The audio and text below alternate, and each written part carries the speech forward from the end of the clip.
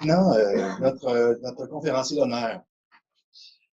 Il est professeur titulaire tout récemment retraité du département de mathématiques à l'Université du Québec, Montréal. Il est fondateur de la chaire UNESCO de développement curriculaire à la section de didactique des mathématiques et a poursuivi une carrière internationale entre l'Europe et le Canada pendant 45 ans. Depuis 2017, professeur Philippe Jonard participe à la Commission canadienne de l'UNESCO et apporte un appui curriculaire à différents systèmes éducatifs en Afrique subsaharienne. J'inviterai maintenant le professeur Philippe Jonard à vous entretenir au sujet de l'agir compétent. Je tiens à préciser, avant tout, que M. Jonard a eu, dans le passé, un accident qui a touché ses cordes vocales, donc nous vous prions d'être bien attentifs, car le volume de sa voix, de sa belle voix, sera d'entrée de jeu au maximum de ses possibilités. Donc, merci de votre écoute attentive. M. Jonard.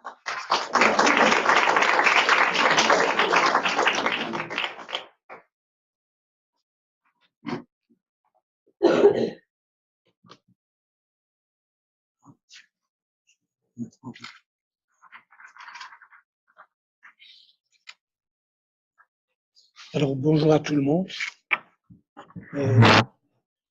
Il y a quelque temps, il y a quand même pas si longtemps que ça, une équipe composée justement des trois principaux auteurs du référentiel est venue me distraire dans ma retraite ici à Orfort. Ils sont venus me trouver, on a eu des échanges. Au départ, je suis pas chaud de parler de référentiel, surtout s'il s'agit de référentiel de compétences.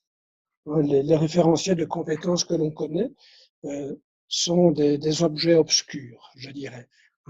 Sans aller au-delà de cela, un référentiel de compétences, un que vous connaissez, que l'on connaît bien au Québec, c'est par exemple celui de la formation des enseignants. Mais je ne connais pas d'université qui applique exactement ce référentiel-là, et je connais encore moins d'étudiants sortant des universités qui ont développé ces 12 compétences-là. Alors, quand on est venu me parler de référentiel, j'ai été vraiment fort intéressé par la démarche de l'équipe, de Madame Guillemette, Madame Vachon et Monsieur Guertin. On a eu de longs échanges là autour.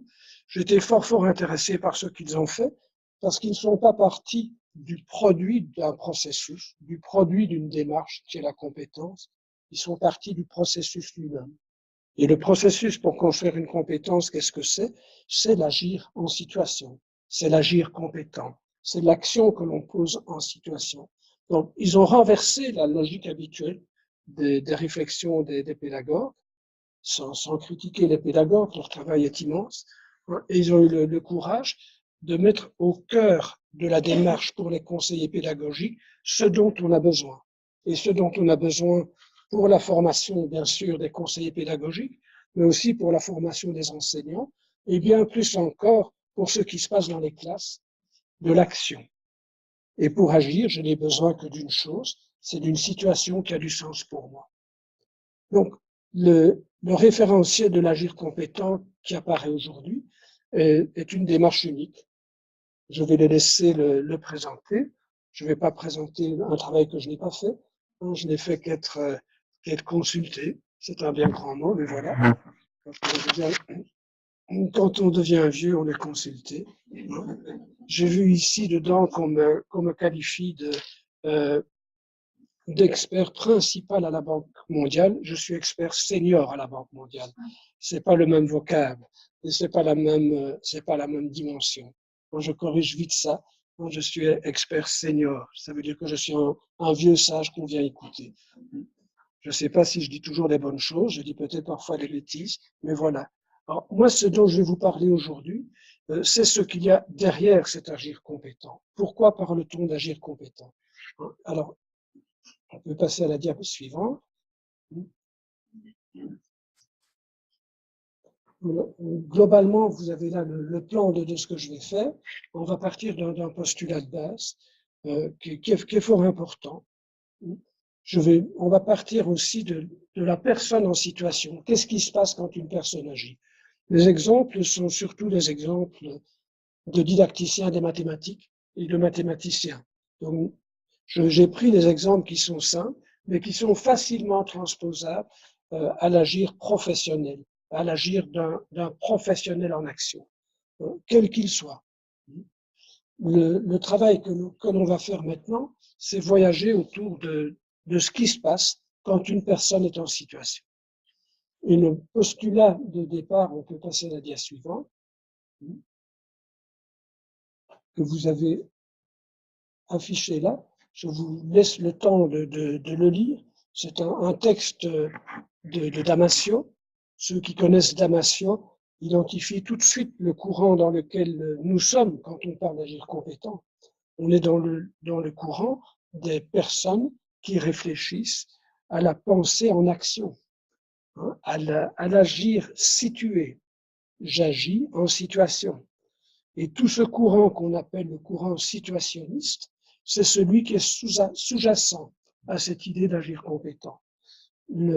Et pour pouvoir réfléchir en termes situationnistes, d'être en situation, d'être un être situé, vous êtes tous des êtres situés. Vous avez beau vous dire non, non, moi pas, si vous êtes situé. Même quand vous dormez, vous êtes situé. Si on vous envoie sur la Lune dans un cockpit, vous êtes situé. Aujourd'hui, à l'instant présent, vous êtes situé. On est toujours situé. Et c'est revenir à cette évidence-là qui nous permet de se poser comme question, mais qu'est-ce qui se passe quand on est situé? Et on revient à ce paradigme d'être unique, qui est opposé à la pensée cartésienne, qui est opposé à la dualité de Descartes, qui sépare la pensée et l'esprit. On laisse l'être tel qu'il est. Mon cerveau n'est pas séparé de ma tête, il est dans ma tête, mais il est dans mon corps. Mon intelligence est dans l'ensemble de mon corps, et ce corps, il est situé. Il vit dans cet environnement, il vit dans cet espace. Les conditions dans lesquelles nous sommes maintenant, c'est un environnement qui nous situe. J'utilise ici autour de moi des artefacts, peu importe lesquels, mais j'utilise aussi des personnes pour m'aider, pour m'appuyer dans cette démarche. Et tout ça n'est pas dissocié. Vous verrez à travers l'exposé qu'au fur et à mesure où j'avance dans une situation, je fais partie de cette situation. Et je fais partie complètement de cette situation. C'est pas simplement mon cerveau. C'est pas seulement mon intelligence qui sera quelque chose que je peux détacher. C'est pas mon corps. Vous voyez, je suis obligé de m'asseoir parce que j'ai une jambe prête à la suite d'un accident. Je suis obligé de prendre un micro parce que j'ai aussi été blessé de ce côté-là, etc. Mon corps est déterminant dans tout ce que je fais. Mon corps est déterminant dans ce que je pense, dans ma façon d'être. Et je verrai que quand je définis l'action en situation, les dimensions affectives, mais les dimensions physiques sont majeures. Si maintenant je suis fatigué, ça marchera pas. Si maintenant je suis parasité par des problèmes affectifs que j'ai ailleurs, ça ne marchera pas. Et mon élève dans la classe, il doit être là tout entier ou ne pas être là. Vous le savez très bien. Mais c'est vrai pour les adultes aussi. Donc, un être unique, c'est un être qui ne dissocie plus l'esprit et le corps, mais c'est aussi un être qui vit tout entier dans les situations dans lesquelles il fonctionne. Et le postulat de base qui se trouve en dessous, derrière toute la référence, toute la réflexion à propos de l'agir compétent, de l'action en situation, eh bien, c'est cette notion de courant situationniste. On est dans ce courant-là. Je ne peux pas parler d'agir compétent sans situation. Et je ne peux pas parler d'agir compétent sans action en situation. Et mes actions en situation, ce ne sont pas des actions abstraites, ce sont des actions qui sont définies au départ de l'identification des situations professionnelles dans lesquelles les conseillers pédagogiques, puisqu'il s'agit de ça ici, sont actifs, agissent. Donc tout ça forme un tout. Et c'est là-dedans que nous allons rentrer progressivement. On peut passer à 2 dias suivantes. On voit ici un charpentier, ou un menuisier plutôt, qui fabrique des pieds de chaise, comme il est là. Quand on regarde ce que fait ce professionnel, cet artisan charpentier, on peut facilement comprendre la situation dans laquelle il se trouve, on peut facilement la décrire. Il construit quelque chose, probablement des pieds de chaise, et il construit cela dans un certain but. Mais ce qui va se passer dans le travail que fait le charpentier, la situation aussi qui est définie, par exemple, dans un référentiel, cette situation-là est une situation qui va évoluer, qui va changer. Et la véritable situation dans laquelle le charpentier travaille, c'est pas la situation qui a défini au départ le plan de la chaise. C'est la situation que lui-même met au fur et à mesure en place en fonction de ses actions et les décisions qu'il prend. Et chaque décision et chaque action qu'il pose va changer la situation comme elle va changer mon charpentier en action dans cette situation. Ce schéma, cette photo, illustre cet agir compétent. Il illustre ce que fait une personne en situation, mais cette photo montre aussi que ce qu'il fait pour agir, bien, il se sert, et c'est clairement mis dans votre référentiel, il se sert d'un faisceau de ressources, que ce soit le tour qu'il est occupé à manipuler, mais les ciseaux qui sont tout autour de lui, mais aussi le matériau qu'il traite, etc. Et c'est avec l'utilisation de tout cela qu'il fait évoluer la situation et que lui-même se fait progresser. La compétence qui sort de cela, on le verra. La compétence n'est pas dans la situation. La compétence n'est pas dans l'agir compétent. Et la compétence n'est pas le résultat de cela. C'est pas le pied de chaise qui est bien moulé qui est la compétence. On est loin de tout ça. Donc, si j'avais défini un référentiel par compétence, j'aurais dit de Smeuise ici une compétence qui définit peut-être un pied de chaise. Mais ce qu'il fait pour y arriver, j'en saurais rien. Et ce sont ces référentiels-là qui circulent dans le monde de l'éducation, beaucoup moins dans les milieux professionnels. Vous savez que le courant dans lequel s'inscrit le référentiel qui est présent ici, il s'inscrit beaucoup plus dans le courant de la didactique professionnelle que dans les courants des didactiques des disciplines traditionnelles, didactique du français, des maths, etc. Il a un ancrage, ce référentiel, qui est beaucoup plus proche de la didactique professionnelle, qui est un courant nouveau, avec Gérard Vergniaud, Pierre Pastré, Philippe Maillan, etc. Et ce courant-là, à cause des contraintes des professions, n'a pas pu prendre des définitions de compétences par l'abstrait, mais a été obligé de partir des situations professionnelles. Et en ce sens, le courant dans lequel nous sommes aujourd'hui avec ce référentiel est beaucoup plus proche de la didactique professionnelle que de toutes les autres. Voilà. Quand est-ce que je suis en situation? Mais je prends là des situations triviales, hein, peu importe, je pourrais prendre n'importe laquelle. Hein. Je viens d'acheter un nouveau percolateur et j'ai un mode d'emploi pour brancher ce percolateur-là. Hein, c'est ma belle petite cafetière. Je ne vais pas citer de marque de capsule pour ne pas faire de publicité impromptue. Ou bien je dois monter un meuble Ikea. Là, je fais de la publicité, mais elle est négative. Hein.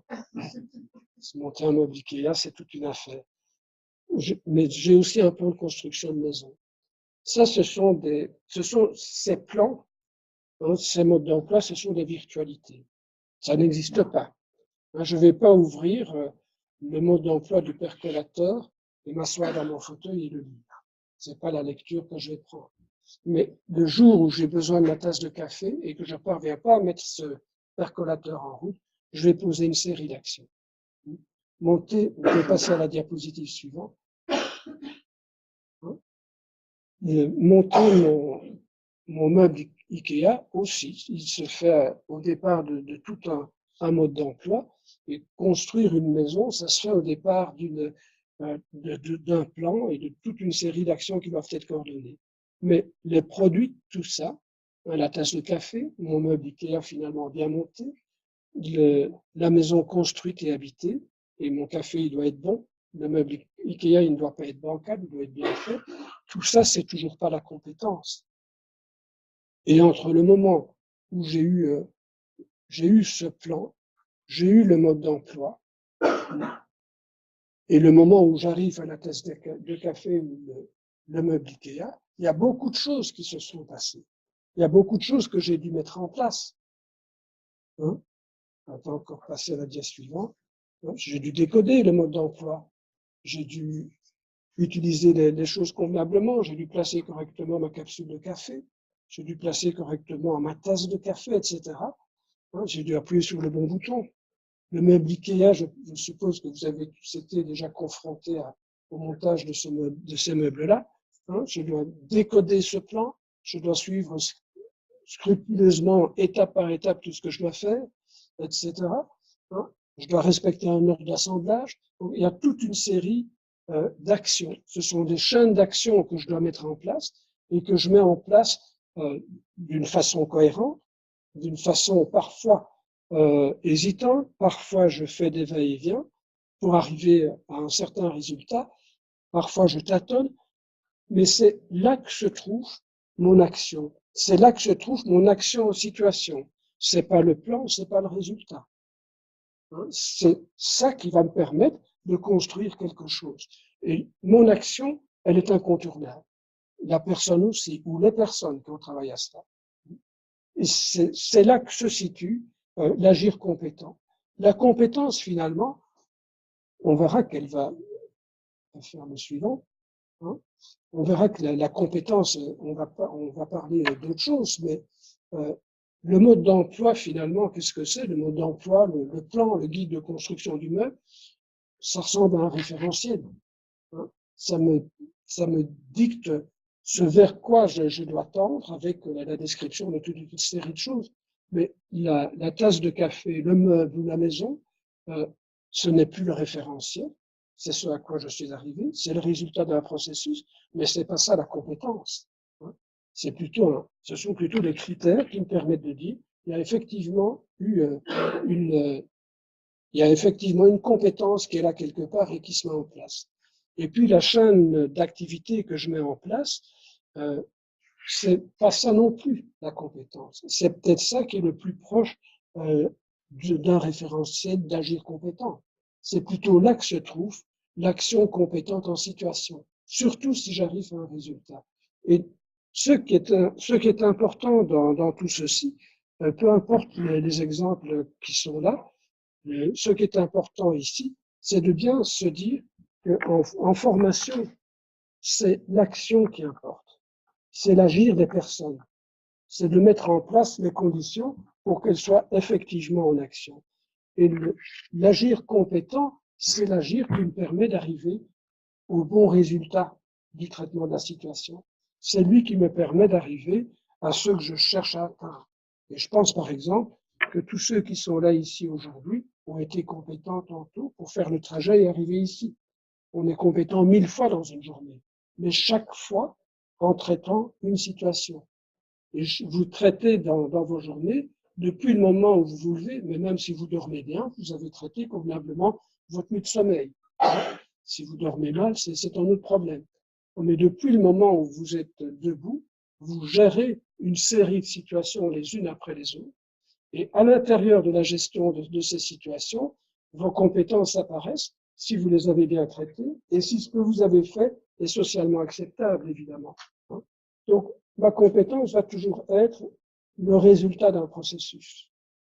Et on verra que cette compétence, c'est toujours quelque chose qui est construit et qui est construit en situation. J'ai du mal à définir a priori dans un référentiel de compétences une compétence qui doit encore être construite et qui va, parce qu'elle est construite en situation, parce qu'elle est construite par des personnes en situation, elle est très variable.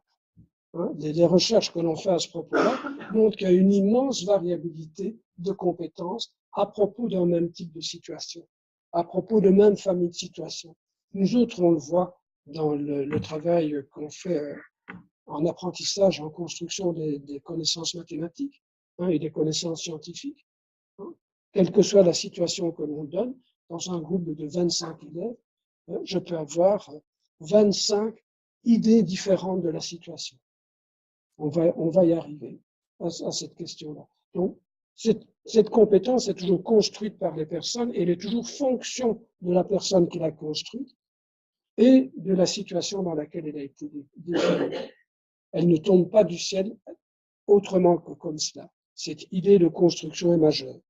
Et c'est par là aussi que l'élève, que le conseiller pédagogique va construire ses propres connaissances.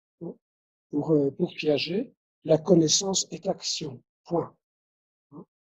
Il n'y a rien à faire. C'est parce que j'ai des connaissances que je peux agir. Et cette idée que la connaissance est action, et là derrière le référentiel de compétences que je vois ici, il y a un poids piagétien qui est là, qui est indéniable. Et il est indéniable aussi par certaines références, mais cette idée que la connaissance est action est majeure. J'agis parce que j'ai des connaissances, et pas le contraire. Donc, dites-vous bien que dans le travail qui se fait ici, ce que je suis occupé à construire, ce sont des connaissances, ce sont des compétences, et le moteur, c'est ce que je fais en situation. Et ces compétences, on verra un petit peu plus loin dans l'exposé, il y a des conditions pour que je les construise. Il suffit pas d'agir en situation.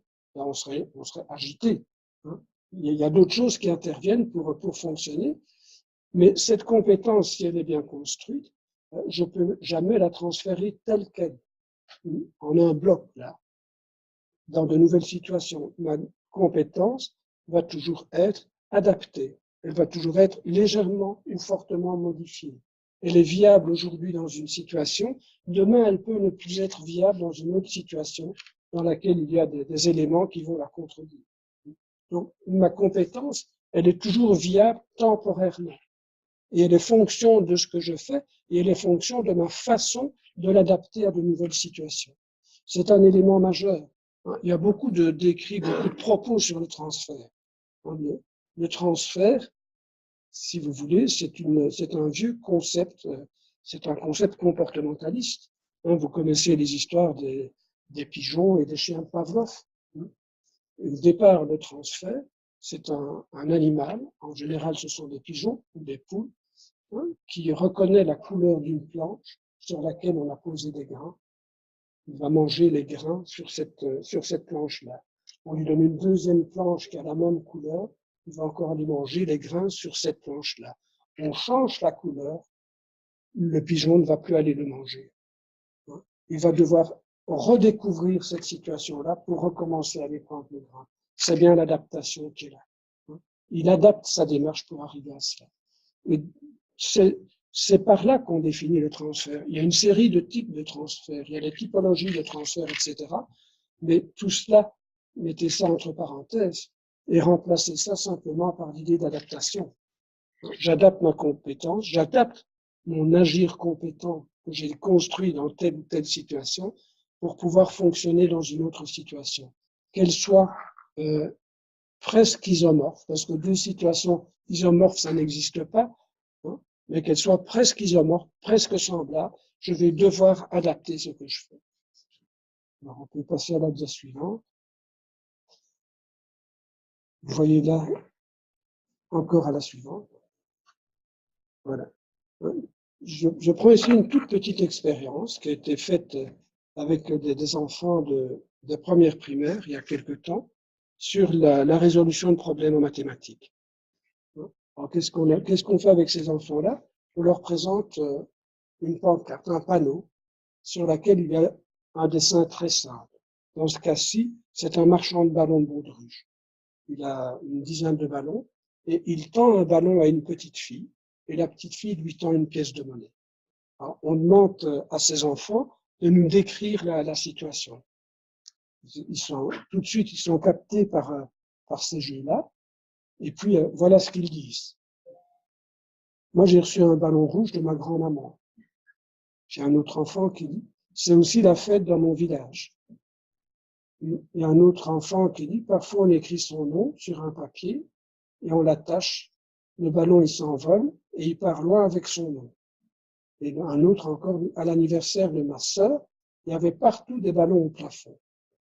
Alors, bon, on travaille avec cet enseignant et l'enseignante est désemparée. Elle dit, mais les élèves ne prennent pas compte de ma situation, qu'est-ce qu'ils font? Ils sont tous hors situation. En fait, ils ne sont pas hors situation, ils sont dans leur situation. Ils ont au départ de ce qu'ils voient, mais aussi au départ de ce qu'ils ont comme expérience. Et Dieu sait si dans l'idée d'agir compétent au niveau de la formation professionnelle, les acquis d'expérience sont majeurs. Mais le petit enfant, il a aussi ses expériences. Il a aussi ses acquis d'expérience. Et c'est avec ça que lui, il reconstruit une situation. Et c'est sa propre situation. On l'a fait à travers des classes de tout petits, comme celle-ci. J'ai pris celle-ci parce que c'est très visible. Hein. Mais on l'a fait avec des étudiants en physique en première année d'université. On l'a fait avec des enfants de quatrième primaire. On l'a fait avec des enfants de dernière année du secondaire, etc. Et ce qu'on constate de façon brute, c'est que quelle que soit la situation à laquelle se trouvent les enfants, les élèves, mais les adultes aussi, hein, il y a parmi vous des gens qui ont travaillé à la formation générale de base des adultes. J'ai travaillé avec les gens de la formation générale de base des adultes du temps de Fidel Mezzo, peut-être que certains se souviennent de lui. On a fait ce même type d'expérience et on retrouve le même phénomène. C'est que chacun reconstruit la situation. Et si moi je n'y prends pas garde en tant que formateur ou en tant qu'enseignant, je dois savoir que c'est sur la situation qu'il a reconstruite que la personne va travailler. Et il y a un écart qui va se creuser, un dialogue de sourds qui est majeur et qui est la plupart du temps un générateur d'échecs. C'est pas parce que l'élève ou l'adulte en formation n'a pas fait quelque chose, n'a pas construit quelque chose, qu'il n'a pas le résultat qu'on attend, mais c'est parce qu'il a travaillé sur une autre situation. Et ce décalage entre les élèves d'un même groupe ou les adultes d'un même groupe, je pourrais le faire avec vous ici, on n'a pas le temps, hein, on arriverait au même résultat. Je l'ai fait récemment avec une équipe de conseillers techniques en République démocratique du Congo, et ils étaient sidérés de voir ce qui se passait quand on leur demandait ce genre d'exercice-ci. Donc, en formation, qu'est-ce que je fais? Je laisse construire les gens, les personnes qui assistent à la formation, les enfants qui sont en classe, leur propre situation. Mais tout de suite après, je ne les laisse pas partir là-dedans. Sinon, je suis foutu. Sinon, tout ce que j'ai préparé, je ne me rends pas compte qu'ils travaillent sur autre chose que ce que j'ai préparé. Et je suis obligé de faire, de créer chaque fois un débat sur la situation. Sur quelle situation tu travailles, sur quelle situation tu travailles. Et il y a là, c'est sûr, c'est un gros mot pour certains, mais il y a des conflits sociocognitifs. Moi, je perçois ça parce que la petite fille qui parle de la foire dans son village, c'est plus du tout le marchand de ballons qui compte. La petite fille qui parle des ballons qui sont au plafond lors de l'anniversaire de sa sœur, c'est l'anniversaire de sa sœur qui est là. Et on va retrouver ça dans toutes les situations de formation. Et c'est majeur. Si je veux qu'il y ait un travail tel l'agir compétent, pour lequel on insiste sur l'action en situation, sur ce que va faire la personne en situation, je dois savoir en tant que formateur sur quelle situation la personne travaille. C'est un des tout premiers points. Sinon, je n'ai pas un agir compétent, j'ai une multitude d'agir compétents qui, de toute façon, vont se diversifier, mais vont se diversifier d'une façon telle qu'ils appartiennent tous au même spectre. Si mon point de départ est faussé, qu'ils travaillent chacun sur des situations différentes, ils ne travaillent pas tous sur le même spectre. Ils travaillent sur autant de spectres qu'il y a d'élèves dans la salle de classe. Et il y a une série de paramètres qui interviennent à ce niveau-là. Voilà. Il y a le rouge là. Et ça fait, ce qui est en rouge, c'est un paradoxe. L'élève détricote la situation qui lui est proposée pour en reconstruire une qui lui devient celle sur laquelle il agit en situation. Et c'est toujours ainsi. C'est presque, c'est une loi universelle dans les théories situationnistes. Et c'est ça qui rend cette théorie complexe. Donc c'est cette relativité des situations qu'on propose. Vous proposez des situations qui sont des situations professionnelles que vous êtes allés chercher chez les conseillers pédagogiques. Mais ces situations professionnelles qui sont proposées, si en formation vous ne les retravaillez pas, elles vont être différentes d'une personne à l'autre. Et je dois les retravailler. C'est de là que vient tout un débat avec Gérard Vergniaud, que je cite souvent, sur cette notion de situation isomorphe. On sait que deux situations ne sont jamais isomorphes. Elles ne sont pas semblables l'une à l'autre, pas seulement pour le contexte, mais surtout à cause de la personne qui la traite. Les personnes sont différentes et d'un moment à l'autre, même si c'est la même personne, elle n'est plus la même pour agir et pour comprendre la situation qu'on lui propose. Et cet écart est toujours plus ou moins important entre, et pour moi, c'est un élément, c'est un des éléments qui peut expliquer l'échec scolaire. Simplement parce que l'élève a travaillé sur autre chose que ce que j'ai proposé. Quand on a des très grands groupes, c'est quelque chose de flagrant. Quand on a des plus petits groupes, c'est plus facile à gérer. Mais déjà, un grand groupe comme le vôtre ici, c'est trop. C'est de trop pour arriver à gérer cette difficulté-là. Mais gardez en tête que cet éclatement des situations que vous proposez en formation, que vous proposez à des étudiants ou des élèves en apprentissage, est pour moi une des causes de l'échec scolaire. Parce que ça provoque, qu'est-ce que ça provoque? Ça provoque un dialogue de sourds. On ne parle pas de la même chose, tout en pensant qu'on parle de la même chose. On peut aller à la diapositive suivante. Ce qui se passe là, c'est un peu tout ce que l'on vient de dire. L'élève va sélectionner, dans une situation, quelle qu'elle soit, il y a beaucoup d'informations. Mais on ne retient jamais toutes les informations.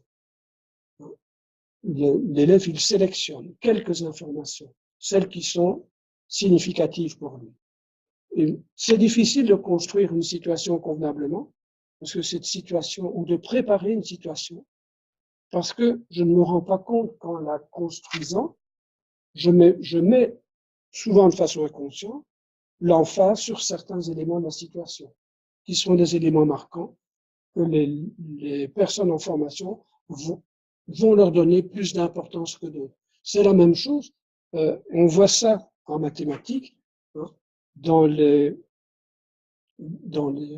problèmes mathématiques proposés aux élèves, surtout lors des évaluations, les enseignants veulent, je ne vais pas dire piéger, veulent tester leurs élèves et voir dans quelle mesure ils sont capables de décoder, d'analyser l'énoncé de problème, et on met dans l'énoncé de problème des données inutiles, des données parasites. Vous connaissez l'histoire de Stella Baruch avec l'âge du capitaine.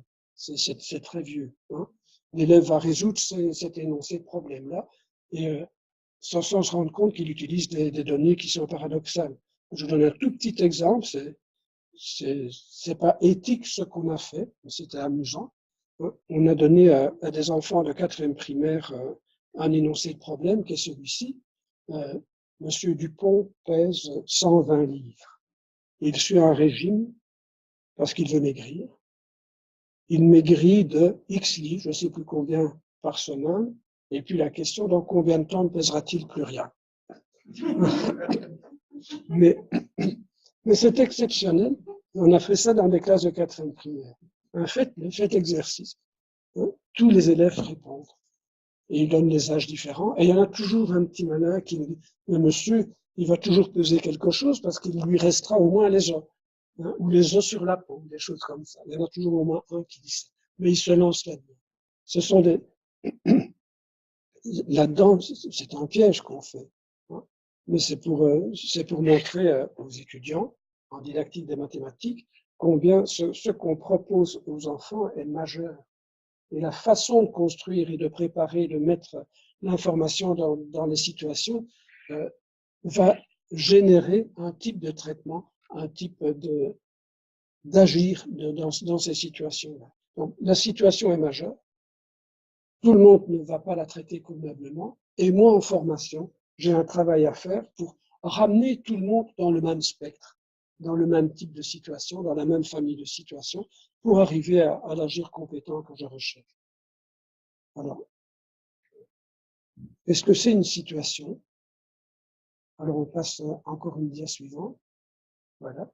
Ici, on est dans une classe de Kinshasa, hein, en République démocratique du Congo. Je suis un ancien Belge. Hein. Bon, avec mon nom, vous devinez bien que je suis néerlandophone. Et la Belgique a une histoire d'amour avec la République démocratique du Congo, qui est son ancienne colonie. Donc, j'ai passé une partie de mon existence là-bas et j'y suis toujours très souvent pour la Banque mondiale.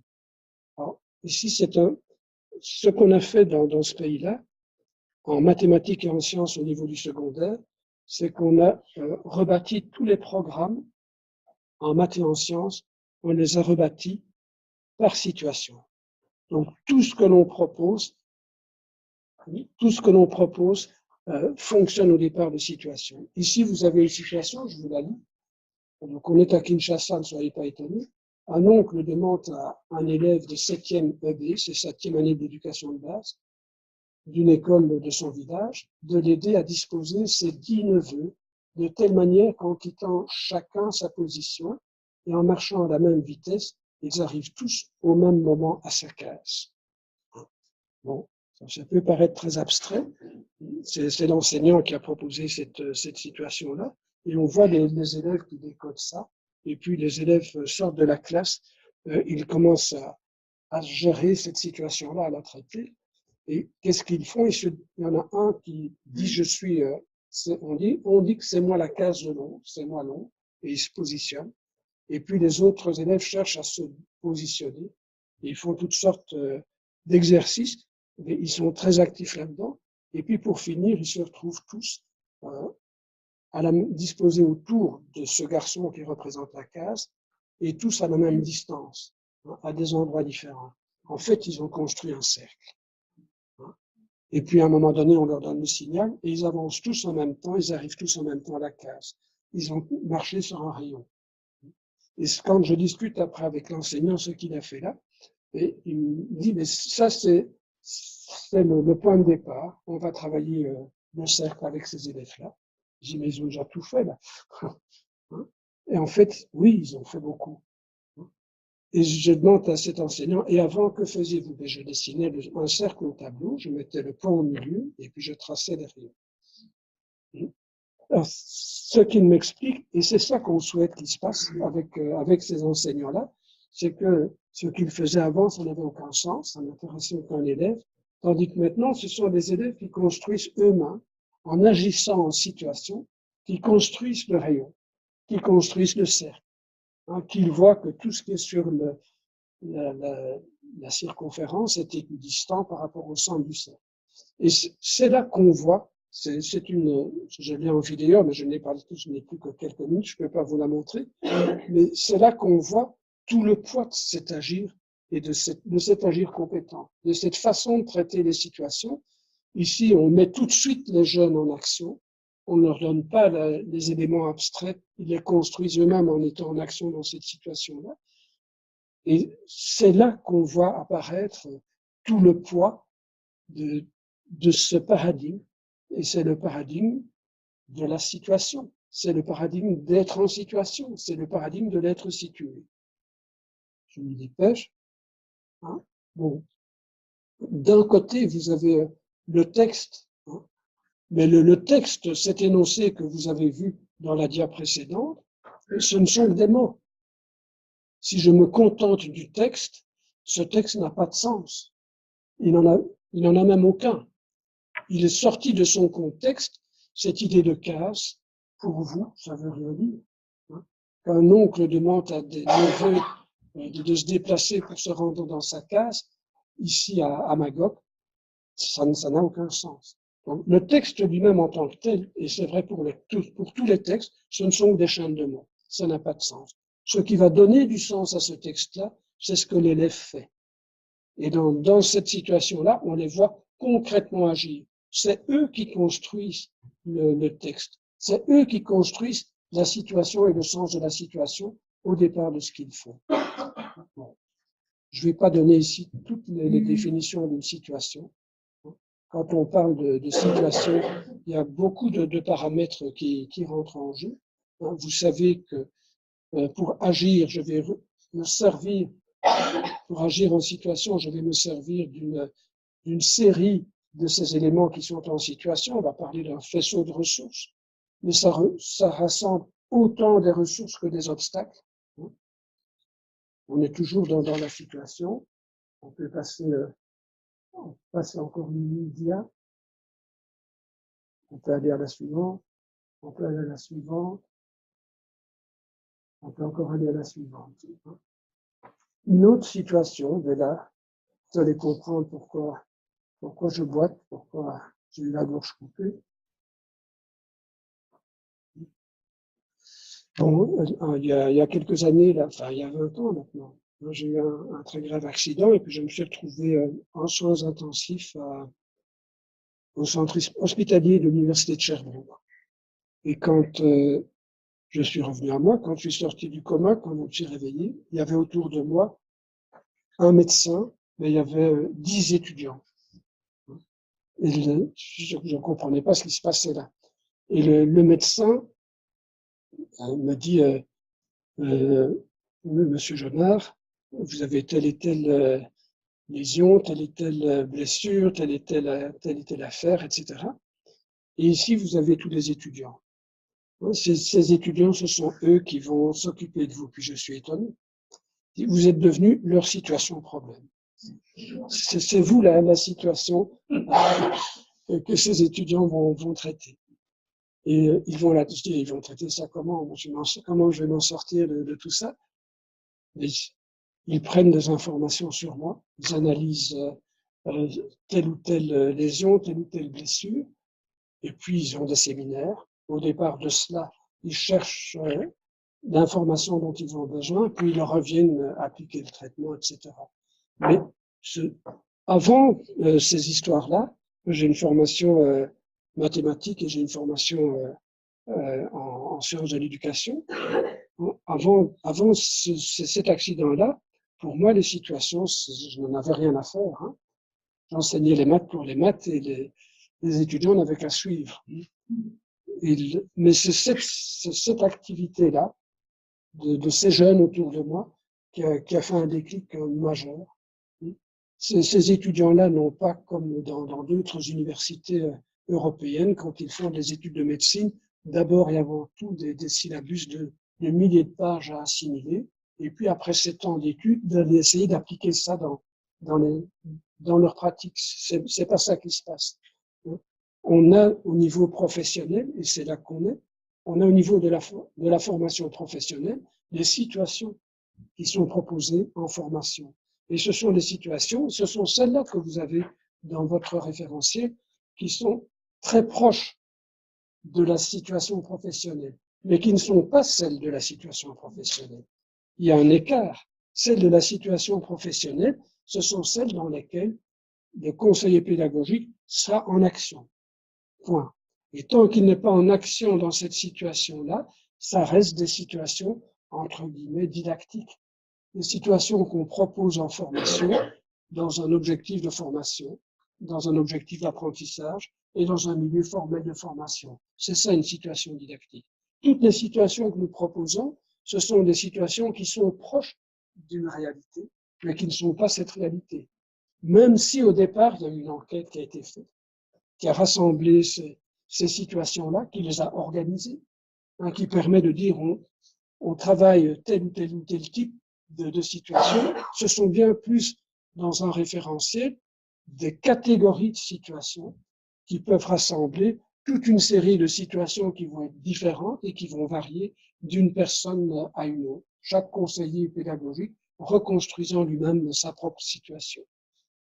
Et c'est de là, ça peut paraître très bizarre, mais c'est après cet accident et pendant toute cette convalescence, puisque je suis quand même enseignant depuis très longtemps, que toute cette problématique de la formation des enseignants, cette problématique de la formation professionnelle à laquelle j'étais confronté, mais comme situation problème, c'est tout à fait paradoxal comme situation qui m'a fait renverser complètement la pratique. Hein, et qui m'a fait comprendre pourquoi, quand en début d'un cours de didactique avec des futurs profs de maths pour le secondaire, quand je dis décrivez-moi ce que c'est qu'un enseignant, beaucoup d'étudiants écrivent un enseignant, c'est un professeur dont on ne voit que le dos toute l'année. Il écrit au tableau, point. Hein, c'est ça la définition du prof de maths pour beaucoup. Et c'est ça qu'on a essayé de renverser. Et c'est par là, dans votre référentiel de l'agir compétent, qu'il y a un nouveau paradigme qui apparaît pour la formation des conseillers pédagogiques, mais avant tout, à mon sens, hein, pour la formation des jeunes, des enfants, pour lesquels, à travers les situations, vous allez repositionner la vie dans les salles de classe. C'est par là que je vais terminer. Vous avez toute la suite de mon PowerPoint. Il y a encore 11 diapositives que je ne verrai pas avec vous, mais vous y avez accès, hein, puisque j'ai dépassé le temps de quelques minutes. Et je vais simplement terminer. Si vous souhaitez échanger un petit peu avec moi, je vais vous donner, il y a une bibliographie qui est là, et il y a mes coordonnées qui sont là. Voilà. Moi, je vous remercie beaucoup pour votre attention.